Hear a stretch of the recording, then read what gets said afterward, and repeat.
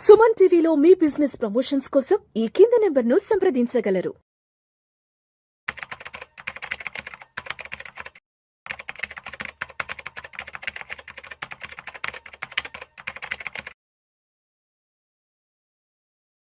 రామచంద్రమూర్తి గారు నమస్తే సార్. నమస్తే విష్ణు గారు. Welcome to Vishnu talks and welcome to Suman TV. Thank you అండి. సార్ రామచంద్రమూర్తి గారు, రీసెంట్ టైమ్స్లో పెద్ద పెద్ద ఐటీ కంపెనీలు ఏ రేంజ్లో జాబ్ ఆఫ్స్ చేశాయో చూసాము.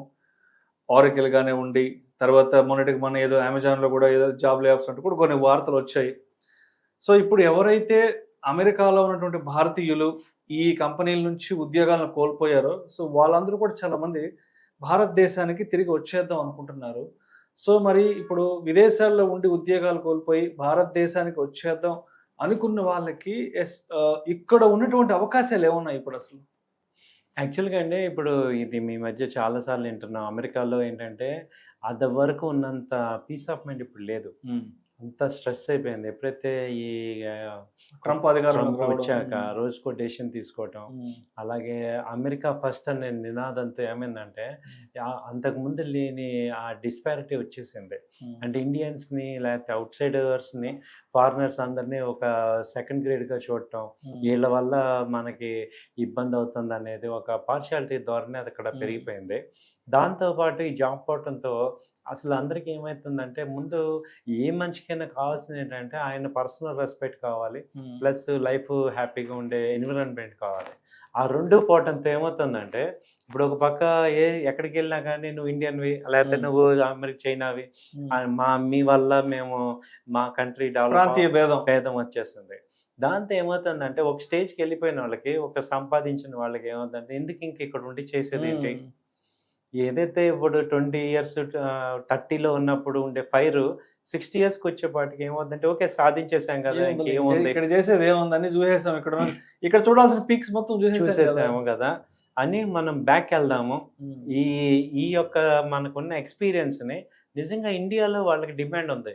ఎందుకంటే ఆ ఫారెన్గా అవుట్ సైడ్ చేసిన వాళ్ళ యొక్క రిక్వైర్మెంట్ ఇండియా వాళ్ళకి ఏమవుతుందంటే నిజంగా అడ్వాంటేజ్. వాళ్ళ యొక్క సర్వీసెస్, వాళ్ళ ఎక్స్పీరియన్స్, వాళ్ళు ఒక స్టార్టప్ చేయొచ్చు, లేదా ఎవరు జాబ్ ఇవ్వకపోతే వీళ్ళు స్టార్టప్ చేసుకోవచ్చు. ఇవాళ ఇండియాలో ఎక్కువ అవకాశాలు ఉన్నాయి. రెండోది ఏంటంటే, ఆల్రెడీ ఉన్న కంపెనీస్లో వాళ్ళకి స్పెషల్గా ఛాన్సెస్ ఉంటాయి. సో ఈజీగా జాబ్ తెచ్చుకోవచ్చు. అండ్ మీరు అన్నట్టు ఇప్పుడు ఇండియాలో నిజంగా లగ్జరీకి బతకాలంటే ₹1,00,000 అంటే చాలు. ఓ లక్ష వస్తే కంఫర్టబుల్ లైఫ్.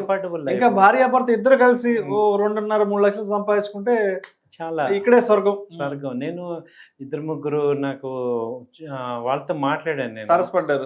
వాళ్ళు ఏమంటున్నారు, ఒక 5-6 కోట్ల వాళ్ళకి ప్రాపర్టీ ఉంది, అది బ్యాంకులో వేసుకున్నా, పిల్లలు ఎట్టో చదువుకుంటున్నారు, వాళ్ళు అక్కడ ఉంటే అక్కడ ఉంటారు, లేకపోతే ఇక్కడికి వస్తారు, మేము ఇక్కడికి వచ్చేస్తాం, ఓ ₹1,00,000 జాబ్ మాకు చాలు. అక్కడ ఇంకోటి ఏంటంటే, ఈ పని వాళ్ళు దొరకరు, వీళ్ళే చేసుకోవాలి. అది అక్కడ ఉన్న మెయిన్ డ్రాబ్యాక్ ఏంటంటే, ఎవరి పని వాళ్ళే చేసుకోవాలి. అక్కడ మెయిట్స్ గేట్స్ దొరకాలి, మెయింటైన్ చేయాలంటే అయ్యే పని కాదు. మనకి ఇక్కడ ఏముంది, పెద్ద లగ్జరీ హౌసే 20,000-30,000 రెంట్, అలాగే ఒక 5,000 ఇస్తే ఇల్లంతా వాళ్ళు పని వాళ్ళు ఉంటారు, మేడ్ వస్తారు, చాలా హ్యాపీగా లగ్జరీ. అక్కడ దొరకంది లేదా ఇక్కడ దొరకంది అక్కడ దొరికేది ఏమి లేదు. వాళ్ళు India is equal to America అయిపోయింది. అన్ని వస్తువులు ఇక్కడే ఉంటాయి, బ్రాండెడ్ అన్ని. కాబట్టి యాక్చువల్ గా చూస్తే ఇండియాకి అమెరికాకి పెద్ద తేడా ఏమీ కనపడలేదు ఇన్ టర్మ్స్ ఆఫ్ హ్యాపీనెస్ లో కానీ, లగ్జరీలో కానీ. ఇక్కడ కూడా థియేటర్స్ అన్ని అలాగే ఉన్నాయి. కాబట్టి వాళ్ళు ఏంటంటే సిమిలారిటీ చూస్తున్నారు. అది వరకు ఎందుకు వెళ్ళిపోయారు ఇండియా నుంచి అంటే, ఇండియాలో అది వరకు ఎలా ఉండేవి, డిఫరెంట్ గా ఉండేది. రోడ్లు కానీ, బిల్డింగ్లు కానీ ఏమీ లేవు. ఇన్ఫ్రాస్ట్రక్చర్ 20 ఏళ్ళకి ముందు, ఒక 25 ఏళ్ళకి ముందు పెద్ద ఇన్ఫ్రాస్ట్రక్చర్ లేదు. ఇవాళ లగ్జరీ బస్సులు అన్ని వచ్చేసి, ఏసీ బస్సులు కానీ, అంతా లగ్జరీ, ఇంటర్నేషనల్ స్టాండర్డ్స్ మనకు వచ్చేసాయి. కాబట్టి ఇప్పుడు ఏమైందంటే, వాళ్ళు అవే కంఫర్ట్స్ ఇక్కడ వస్తున్నాయి కాబట్టి ఇంకా అక్కడ ఉండాల్సిన పని ఉంది. అంటే ఒక మిడిల్ ఏజ్ 50 ఏళ్ళ వాళ్ళందరూ కూడా ఇంకా హ్యాపీగా ఫీల్ అవుతున్నారు. ఇక్కడ రావటంతో కాస్త డివోషనల్ యాక్టివిటీస్ ఇవన్నీ చేసుకోవచ్చు. ప్లస్ చాలా మంది వాళ్ళు డబ్బే వచ్చింది కానీ మనుషులు లేరు వాళ్ళకి. ఇక్కడ చాలా కమ్యూనిటీస్ గ్యాప్ వచ్చేసింది. సో అవన్నీ కూడా ఫిల్ చేసుకుంటే ముందు ఒక కాన్ఫిడెన్స్ వస్తుంది, లైఫ్లో ఒక పాజిటివ్నెస్ వస్తుంది. అక్కడంతా కూడా సెల్ఫిష్ లైఫే కదా, ఇండిపెండెంట్ లైఫ్. ఎవరికి వారు ఏమన్నా తీరేది చూస్తున్నాం కదా. ప్రతి ఒక్కరు బంధువులు అమెరికాలో ఉన్నారు. ఒక్కొక్కరు కాదు ఒక్కొక్క రకంగా చెప్తున్నారు. వాళ్ళకి పిల్లల మీద కూడా కంట్రోల్ ఉండదు. ఎగ్జాక్ట్లీ, చాలా మంచి మాట చెప్పారు. ఇది అసలు పిల్లల 15 years తర్వాత మన కంట్రోల్లో ఉండదు. మనకి ఇక్కడ అలా కాదు. ఇది మనం చూసి వాళ్ళు అందుకని చాలా వరకు కూడా ట్రంప్ ఒక రకంగా మంచి చేస్తున్నాడు. మన ఇండియన్స్ని మనకి బ్యాక్ పంపించి అటుగా మనకి మంచి జాబ్స్ వస్తాయి వాళ్ళకి, ఒక ఉంటుంది, లేదా వాళ్ళకున్న ఎక్స్పీరియన్స్ హై స్కిల్డ్ ఉంటారు కదా, ఉంటారు అంటే కాబట్టి. కమ్యూనికేషన్ స్కిల్స్ కానివ్వండి, జాబ్ స్కిల్స్, హై స్కిల్స్ ఉంటాయి. ఉంటాయి కాబట్టి అది చాలా యూటిలైజ్ చేసుకోవచ్చు, వాళ్ళ లైఫ్ హ్యాపీగా పీస్ఫుల్గా గడపచ్చు. కాబట్టి ఇది చాలా అడ్వాంటేజ్ అన్నమాట. సో అందుకని ఎక్కువ మంది ఆసక్తి చూపిస్తున్నారు. ఇవాళ ఇండియా మీరు చూసుకుంటే 4th లార్జెస్ట్ ఎకానమీ అయిపోయింది. ఫస్ట్కి 4th తేడా ఉంటుంది. ఇప్పుడు అది వరకు 20th ప్లేస్లో ఉండేది 20 years బ్యాక్. ఇవాళ 4th లార్జెస్ట్ అయిపోయింది ఇండియా. కాబట్టి పెద్ద డిఫరెన్స్ ఏం లేదు. ఇంకా తొందరలో ఒక 5 ఏళ్ళు పోతే 2030కి అసలు అందరూ మనకి అప్పుడు నలంద తక్షశిల ఎలా ఉండేదో అందరూ మన దగ్గరకు వచ్చి నేర్చుకునేవాళ్ళు. మనం విశ్వగురు అయ్యే అవకాశాలు ఎక్కువ ఉన్నాయి. అది కనపడుతుంది. బట్ నిజంగా మన ఇండియన్స్ మనకు వచ్చేస్తే మనం సూపర్ పవర్ అయిపోతాం. ఆ స్కిల్స్, ఆ నాలెడ్జ్ కనుక వస్తే మంచి కంపెనీ స్టార్ట్ చేయొచ్చు వాళ్ళు. అండ్ రామచంద్రమూర్తి గారు, ఇంకో విషయం చెప్పండి. ఇప్పుడు ఒక 20-25 ఏళ్ళ నుంచో 15 ఏళ్ళ నుంచో అమెరికాలో ఉండి అందరూ బాగానే సంపాదించుకుంటారు. సో ఇప్పుడు ఎవరైతే ఇండియాకి వచ్చేద్దాం అనుకుంటున్నారో అటువంటి వాళ్ళు అంటే పెద్ద ఎత్తున సంపాదించుకుంటారు కాబట్టి ఇప్పుడు అటువంటి వాళ్ళు ఇక్కడికి వస్తే ఇన్వెస్ట్మెంట్స్ పరంగా వాళ్ళకు ఉన్నటువంటి ఇన్వెస్ట్మెంట్స్ మార్గాలు ఏమున్నాయి, మంచి మంచి అవెన్యూస్ ఏమున్నాయి?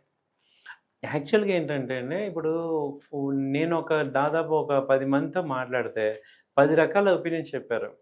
ఒకళ్ళు ఏమంటున్నారు, అసలు మనం వ్యవసాయ కంట్రీ, మేము మా ఇన్వెస్ట్మెంట్స్ అసలు ఒక 50 ఎకరాల పొలం ల్యాండ్ తీసుకొని కౌలుకి ఇచ్చి మనం చేసుకొని డెవలప్ అయ్యి, ఇప్పుడు ఏంటంటే హై స్కిల్డ్ లేబర్స్ చాలా ఇంపార్టెంట్. అక్కడ మేము మా పుట్టిన ప్లేసులకి వెళ్ళి మా యొక్క ఇది చేస్తామని కొంతమంది నిజంగా అంటున్నారు. నిజంగా చాలా మంది అబ్రాడ్ నుంచి వచ్చిన వాళ్ళు ఇక్కడ డైరీ ఫార్మ్స్ పెట్టుకోవడం, ఆర్గానిక్ ఫార్మింగ్ పెట్టుకోవడం, నిజంగా చాలా మంది మళ్ళీ ఇప్పుడు పాత రోజులకి వెళ్ళిపోయి మన పొలం మనకుంటే బాగుంది, మన వ్యవసాయం మనం చేసుకుంటే కాన్సెప్ట్ నడుస్తుంది. ఎందుకంటే పైకి పీక్స్ చూసారు కాబట్టి వాళ్ళకి ఇంకా కొత్తగా చూసేది ఏం లేదు కాబట్టి ఇక్కడి నుంచే మేము పైకి వెళ్ళాం కాబట్టి ఇదే గోల్డ్ అనుకుంటారు.